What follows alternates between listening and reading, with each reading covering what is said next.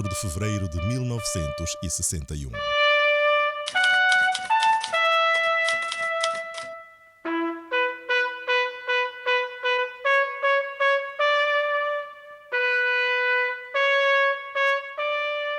A procura de mais terras para a agricultura e de mais ouro e prata para gerir riquezas levou os europeus a virem à África, por mar, procurar esses preciosos produtos. Foi o início da expansão marítima europeia. 1441. O tráfico de escravos teve o seu início na costa ocidental de África, pelo navegador português Antão Gonçalves. Os portugueses decidiram navegar pelo Oceano Atlântico à procura de produtos preciosos em direção à Índia. O capitão Diogo Cão foi o chefe dos marinheiros portugueses que chegaram pela primeira vez ao Reino do Congo em 1482.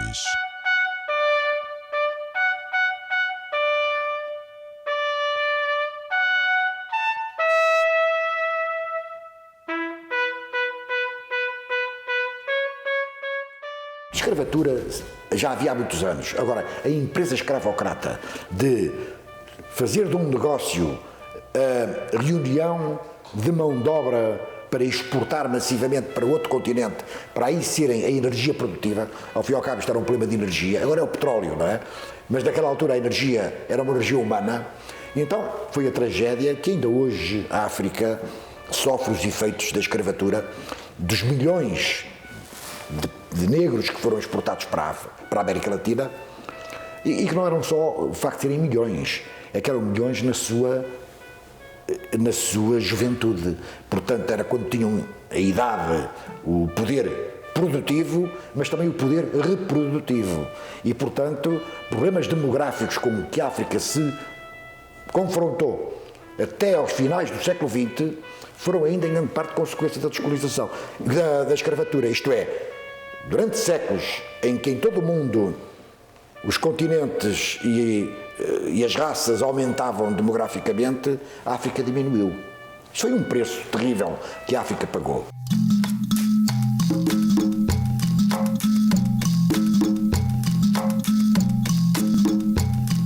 Só foi possível também a captura de tantos escravos porque houve conivência das próprias autoridades locais. Isto não podemos camutear.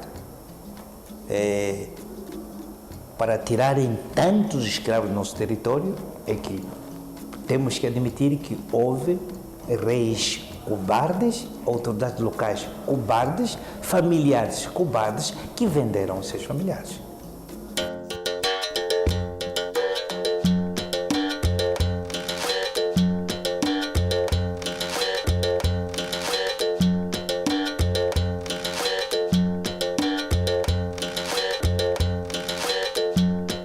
Eram vendidos em consonância com as idades, com a compleição física. Por exemplo, havia o escravo que era a peça da Índia. Esse escravo era o escravo de 18 a 25 anos, bem constituído fisicamente. Esse escravo, por exemplo, podia ser trocado por 3 escravos rapazes, por 3 de 15 anos. Estes escravos podia ser, que era o padrão, a peça da Índia, podia ser trocada, por exemplo, por 2 mulheres e um homem de 40 anos, já maduro, assim sucessivamente.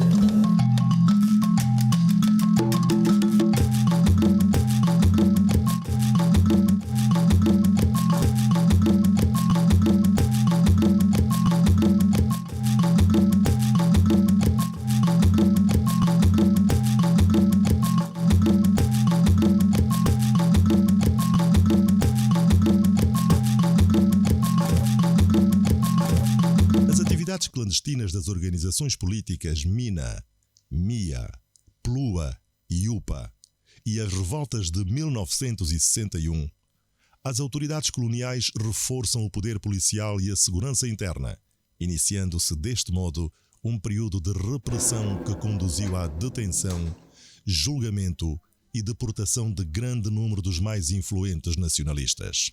Esse Lontrão era um indivíduo que com cerca de 1,90 m.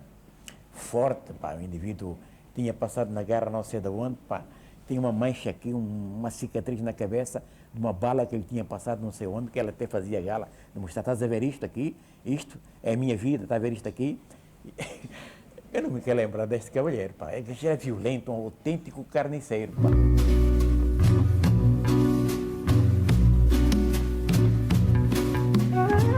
Destaca-se a figura do médico António Agostinho Neto, preso e deportado por 2 vezes e eleito à presidência de honra do MPLA. Insere-se também neste confronto aquele que ficou conhecido como Processo dos 50, tornado célebre quer pelo número de patriotas nele envolvido, quer pelo caráter de atropelamento das mais elementares regras de justiça que caracterizam a repressão colonial. O assimilado era aquele homem que era preciso ter cultura igual ou parecida dos portugueses para ter direito ao emprego, para o filho poder ir para a escola, poder ir para a escola. Então, precisava de saber falar português, precisava de comer na mesa, não come com a mão, iam espreitar na casa dele se ele está a dormir na cama, se está a dormir no luando. E então é que lhe davam a condição de ter um bilhete de identidade. O último escalão, como é que eles fizeram? Separaram brancos de primeira, que eram os de Portugal, os brancos de segunda, que tinham nascido aqui, os mestiços, os assimilados e depois os indígenas. Estes é que pagavam o preço todo. Eles não tinham pena de nada, não respeitavam o homem, nem o seu corpo, nem a sua alma. O homem africano, o homem angolano, era um meio de produção, era um meio de ganhar dinheiro para eles. A sua alma também não valia. Não respeitavam nem a sua religião, nem a sua cultura, nem a sua dança, nem o seu canto. Era um objeto completamente.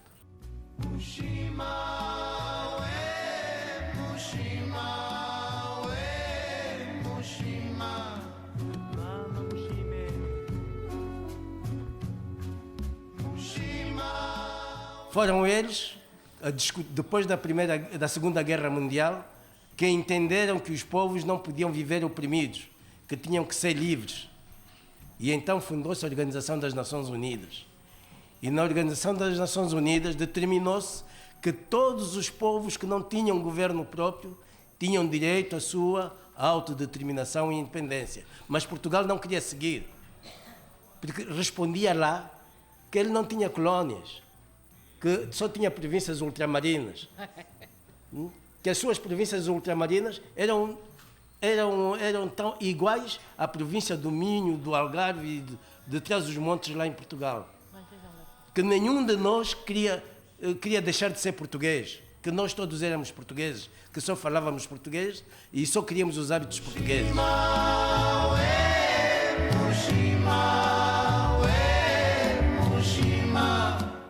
Estava a trabalhar, portanto, no hospital, nos leprosos, na área infecto-contagiosos. Quando me foram chamar ou não, apareceu um grupo de cavalheiros que perguntaram se eu era o senhor Vasco Contreiras. Eu afirmei, sim, e eles então disseram, então faz favor, acompanha-nos. Eu tive que acompanhá-los.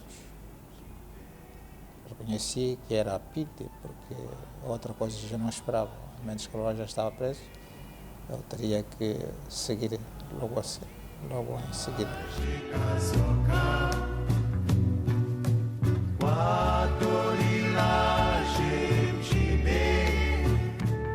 Portugueses fizeram tenda pombalina na terra deles e vieram cá e convencidos também faziam a mesma coisa.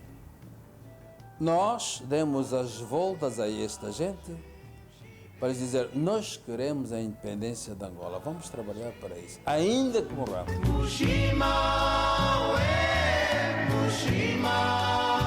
Eu tive um advogado chamado Dr. Saias, que quando viu que as coisas nós dissemos, nós estamos a falar Nós queremos a independência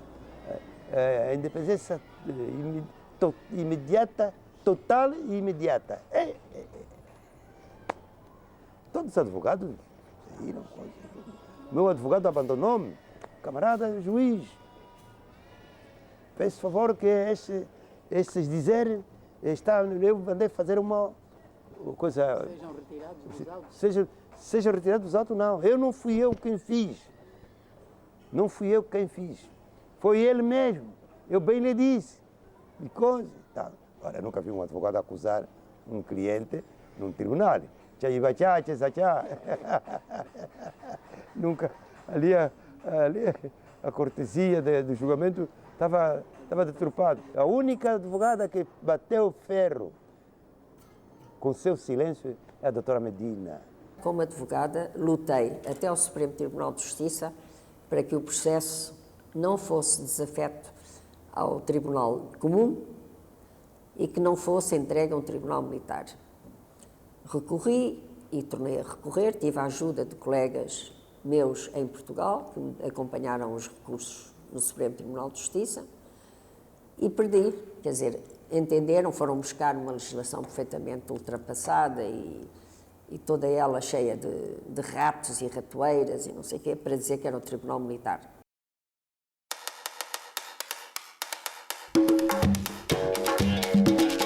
Já prevíamos que a primeira fase seria a luta política e seguros que os portugueses não iam ceder.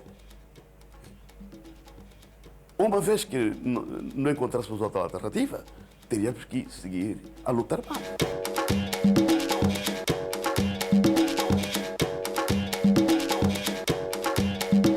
4 de janeiro de 1961. A sublevação de 4 de janeiro de 1961 na Baixa de Cassange foi protagonizada por agitação dos sobas, saturados até os cabelos. Mobilizaram-se todos os subetas da Baixa, todos os chefes de senzala e, juntamente com a população, passaram mesmo a desobediência total.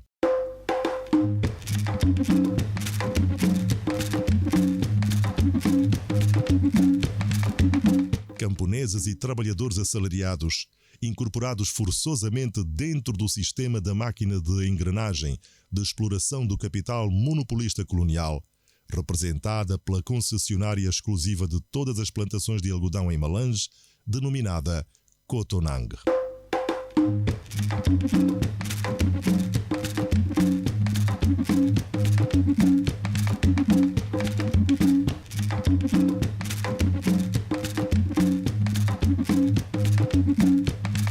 Abandonaram-se as plantações de algodão pura e simplesmente, e não querendo obedecer aos aspirantes, chefes de posto e administradores, abandonaram as residências, senzalas inteiras, prometendo não voltar a pagar impostos a que estavam submetidos, fazia lembrar, em pleno século XX, as reformas antigas da escravatura a que se sujeitaram os seus ancestrais.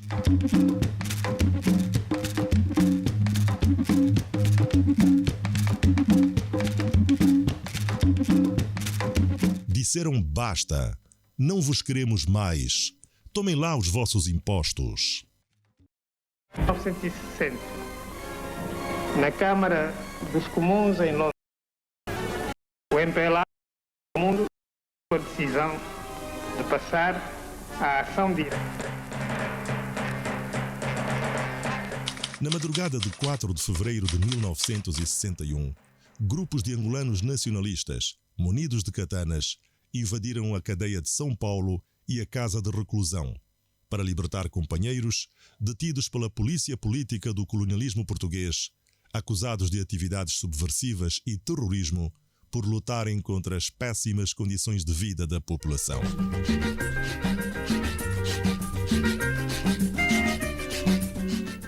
O início da nossa luta foi na base da miséria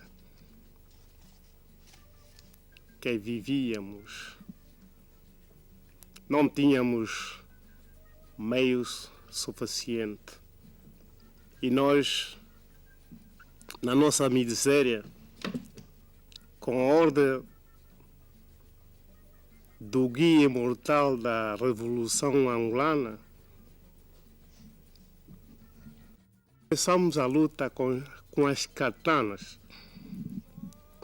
Não fomos racistas, fomos iniciador por conhecer que o nosso país vivia na escravatura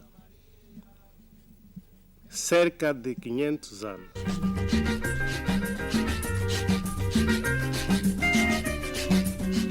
O regime desencadeou uma repressão brutal e indiscriminada contra os angolanos, mas isso apenas aumentou a revolta popular, marcando o rompimento definitivo com o Estado colonizador português, e a data passou para a história. Foi a recusa pelo regime colonial português das propostas pacíficas que lhe haviam sido apresentadas, tendo em vista a independência de Angola, e constitui a chama que guiou a marcha da Revolução Popular pela libertação do povo martirizado até 11 de novembro de 1975. A mulher angolana só tinha nome de Maria. Não tinha nome da Eva, não tinha nome de Gonga, não tinha outro nome. Só tratava de Maria. E nós sofremos por causa disso. Ao chegarmos a este dia histórico, o nosso guia imortal da Revolução Angolana, camarada presidente Dr. António Agostinho Neto, ensinou-nos dizer que em Angola a exploração do homem pelo homem tem de acabar. Assim, em 10 de dezembro, isto para recuarmos um bocadinho no tempo e no espaço, em 10 de dezembro de 1956, com a fundação do Movimento Popular de Libertação de Angola, o MPLA, podemos dizer que fora proclamado o início de uma luta na clandestinidade. E, na sequência dessa atividade de clandestinidade, em 1959 ainda, surge o processo conhecido por 50, processo dos 50. Quando esses camaradas caíram nas mãos dos carrascos da PIDE e da GS e julgados em tribunal de fascistas e aplicados penas maiores, a clandestinidade, ou seja, a luta na clandestinidade, continuou. O nosso povo e os companheiros que foram presos estavam, portanto, a desenvolver toda uma atividade, todo um trabalho para a liberdade, para a independência do nosso país, devido à escravatura que o nosso país vinha sofrendo há quase já 500 anos. E, efetivamente, também para quebrar a noite colonial que vinha, portanto, arrastando o nosso país. Posteriormente, em junho de 1960, mais um grupo de companheiros que também estavam organizados na clandestinidade, em número de 36, entraram nas cadeias dos carrascos da PIDE e da GS. Nós, quando verificamos de que, de facto, em Angola havia já uma situação revolucionária e porque as prisões se abarrotavam cada vez mais, achamos nessa altura, achamos por bem aproveitar essa tal situação revolucionária por forma a que pudéssemos nos unir. Foram então foi feito todo um trabalho que se resumiu em fazer um grupo em formar um grupo formado por um número de 3.123 homens. Como havia muitas células com os respectivos dirigentes, quer dizer que havia muitas células que eram dirigidas pelos seus coordenadores, digamos assim, indivíduos que eram responsáveis por esses grupos, tivemos que fazer determinadas escolhas dos dirigentes da seguinte forma. O camarada Paiva Domingos da Silva era o chefe máximo, era designado como o chefe máximo de todos os grupos que iriam aparecer. O camarada Raul Deião era o chefe adjunto. O camarada Francisco Imperial Santana era o conhecido logístico, portanto tinha como responsabilidade a logística. O camarada Bento Antônio, chefe do grupo, chefe de um dos grupos. João Nunes de Carvalho, chefe do grupo. Domingos Manel, tesoureiro e conselheiro também. Francisco Sotomayor, Antônio Francisco também eram chefes de grupos.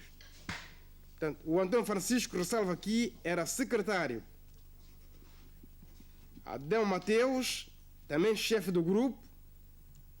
E nós tínhamos a camarada Engrácia Francisco Cabenha como designada rainha da toda a atividade que iríamos desenvolver.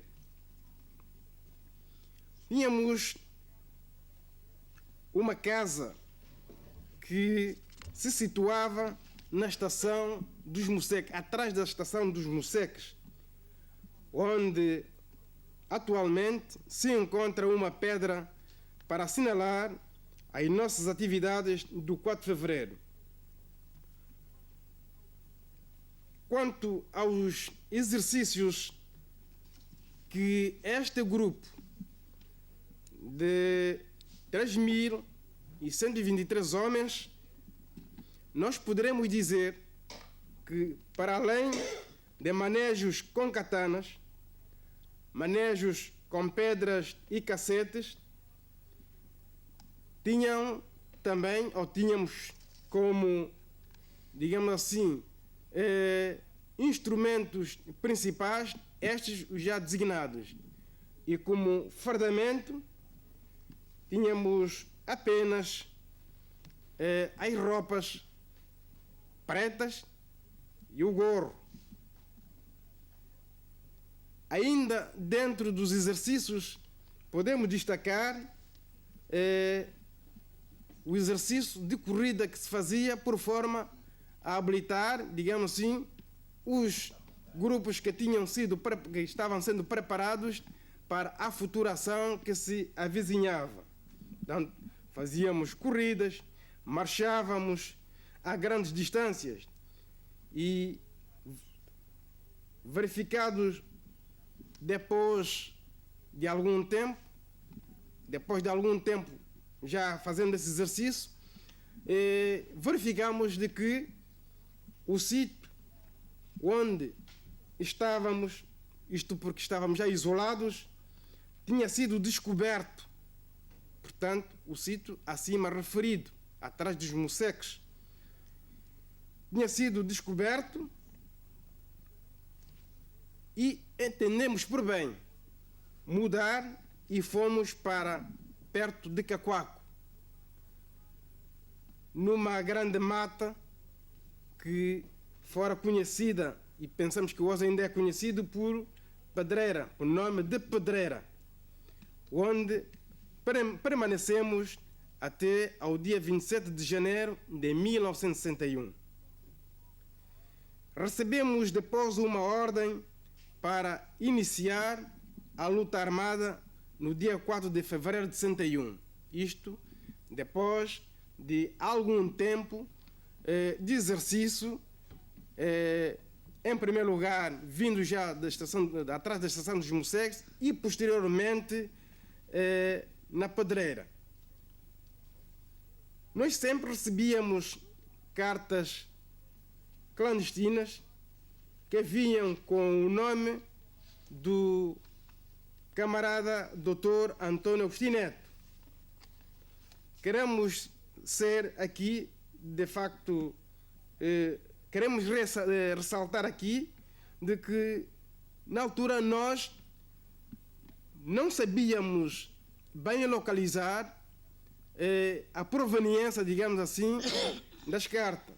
Há que se referir de que era todo um trabalho ainda na clandestinidade. O que é certo, nós recebíamos das mãos do falecido Fabião Pascoal Salvador. Este era natural de Anduri.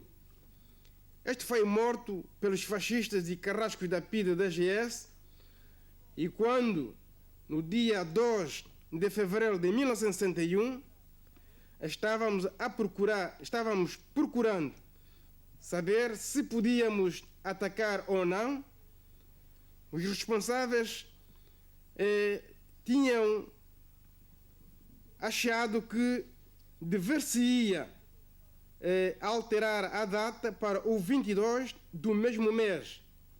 E depois surgiu, nessa altura, o camarada Domingos Manel, que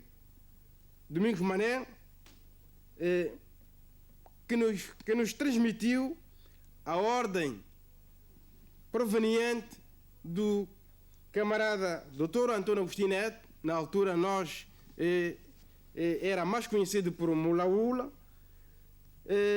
que depois nos transmitiu a orientação segundo a qual deveria-se proceder o ataque precisamente nesse dia.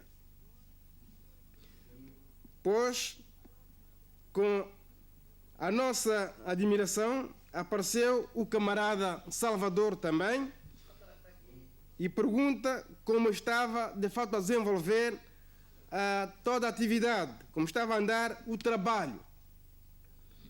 Como nós tivéssemos de facto não uma certa desconfiança, digamos assim, porque na clandestinidade todos nós desconfiávamos, não era prontamente que poderíamos efetivamente receber qualquer mensageiro. Essa desconfiança fez com que aqueles camaradas que o conhecíamos teve de, em primeiro lugar, interpelá-lo, ser efetivamente interrogado, e só mais tarde é que o camarada Paiva Domingos da Silva permite o seu acesso para efetivamente conversar com o mesmo. Ele depois transmite-nos dizendo: apenas hoje sou portador de um recado do Cônego das Neves, que dizia o seguinte: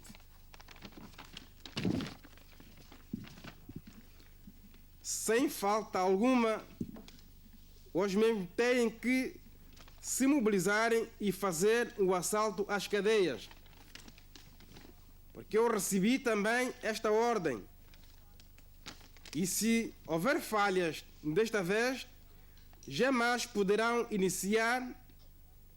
jamais poderemos dar início à luta por causa dos compatriotas colaboradores da PIDE.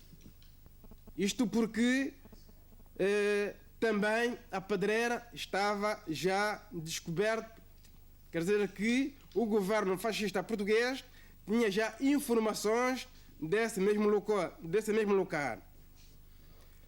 Portanto, recebemos exatamente as instruções e tentamos, portanto, mobilizarmos para o avanço.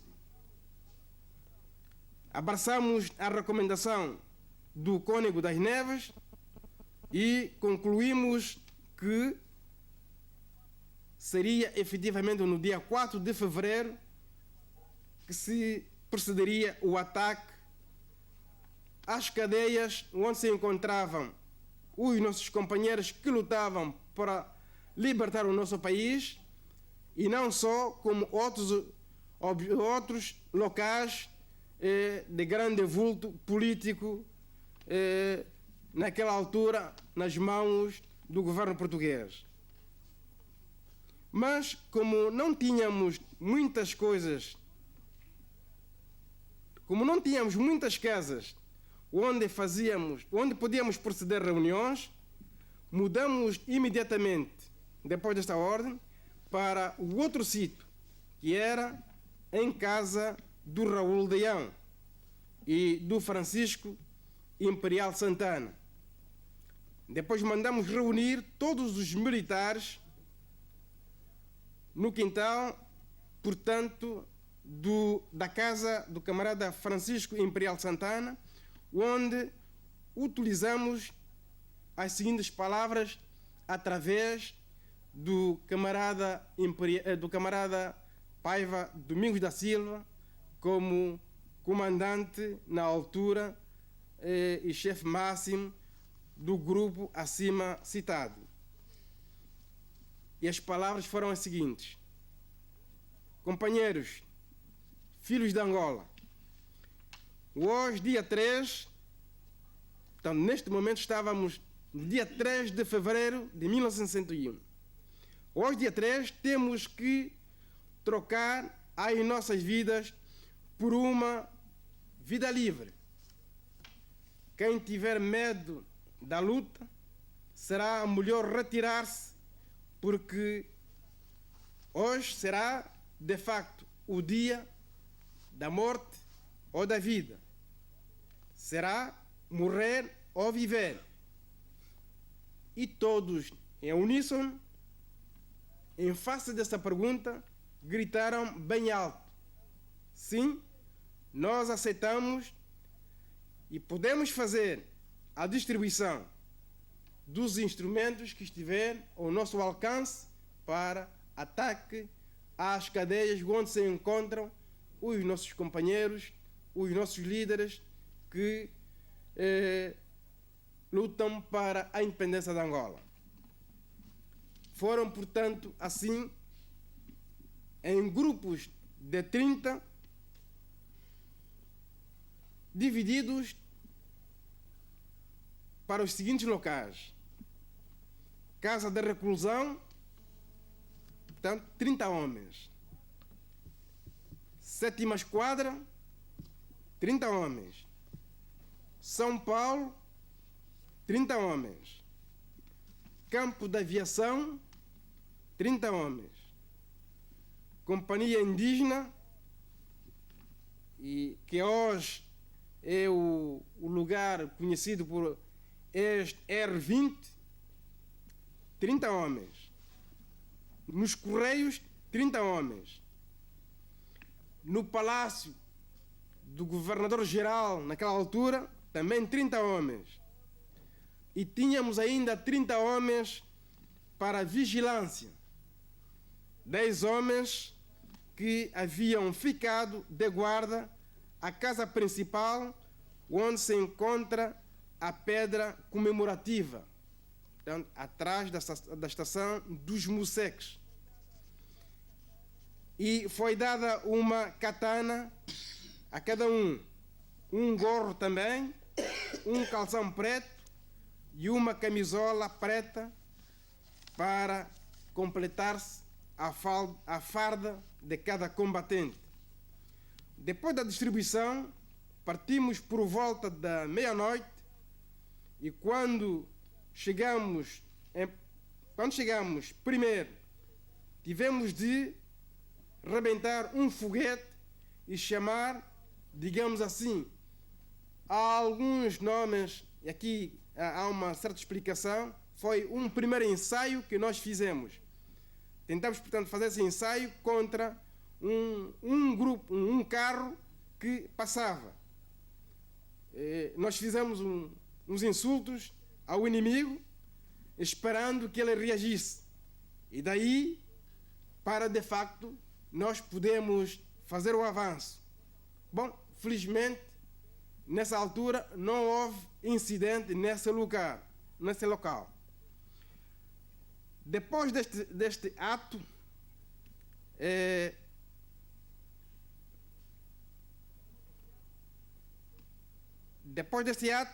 portanto, os grupos avançaram justamente para os lugares já acima citados. Às 8 horas da manhã, isso já no dia 4 de fevereiro, a ação tinha sido de facto já consumada. O camarada Paiva Domingos da Silva e o camarada Neves Bandinha, Pascoal Fialho, verificamos os mortos, quer dizer, houve um trabalho de reconhecimento para a verificação dos mortos. Da nossa parte, achou-se que eram 2 responsáveis que haviam tombado, um militar e 35 feridos da parte do inimigo. Tínhamos registrado 109 mortos. Este número foi o que de facto apresentado, digamos assim, mas nós temos exatamente o conhecimento que o número fora maior. Bom, a nossa atividade, podemos assim dizer que não terminou com a ação do 4 de fevereiro. Nós não paramos de nos organizar e, de novo, fizemos uma nova tentativa, um novo ataque no dia 11 do mesmo mês, que infelizmente levou à morte de muito mais militares do nosso lado. Outros foram para as matas, receando já da atividade da PIDE e de toda a máquina do governo português, que viria posteriormente perseguir a todos os elementos que haviam participado, quer no dia 4 de fevereiro, na quarta esquadra, quer no campo da aviação, quer em todos os lugares já citados, assim como os companheiros que no dia 11 de fevereiro também haviam justamente atacado também a cadeia de São Paulo. Portanto, aqueles que de facto ficaram ilesos, receando já a perseguição da PIDE, alguns tiveram que efetivamente abandonar a cidade de Luanda. Proclamada a independência nacional. O Comitê Central do Movimento Popular de Libertação de Angola, MPLA, proclama solenemente perante a África e o mundo a independência de Angola.